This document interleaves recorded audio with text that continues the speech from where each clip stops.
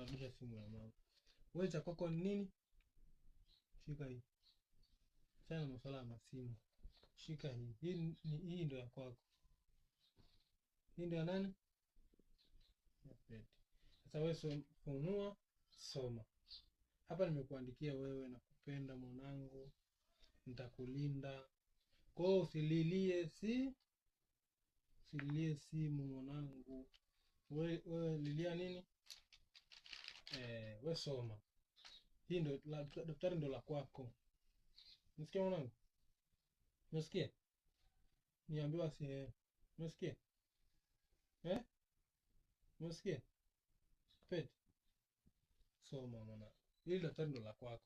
Simu hii simu sio ya kwako. Hii simu sio ya kwako. Simu ni ya nani? Simu ni ya mama. Sasa ukililia simu, maana yake wataalamu wanatushauri watoto hawaruhusiwi kuangalia simu kabisa. Mtoto kuanzia 0 mpaka miaka 2 hawaruhusiwi kuangalia simu. Na mtoto wa kuanzia miaka 2 haangalii simu, bali anapewa screen, anaangalia kitu ila kwa dakika zisizozidi 45. Sasa kwa siku nzima ukatekate dakika 45 ndio iwe muda wa kuangalia mtoto simu. Kwa hiyo ukuta mtoto kama huyu analilia simu, tayari anataka kucheza game, ameshasema anataka kucheza game. Sasa game ataweza kutoka, anaweza kujua kiasi cha kutoka kwenye game kwamba anatakiwa angalie game dakika 45. Ila cha kwako nini? Soma mwanangu, daftari ndio cha kwako. Elimu ndio halisi ya maisha. Na ujinga ndio halisi wa matatizo.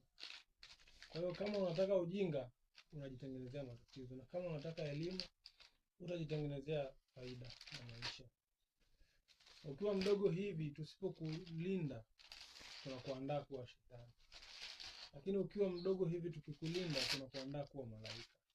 Kwa hiyo mtoto mdogo ni malaika na mtoto mdogo ni shetani. Kwa hiyo tusione watu wadogo kwamba hawafai kufundishwa. Wanataka kufundishwa na wanaelewa. Ila tatizo ni kwamba wakililia kitu tunawapa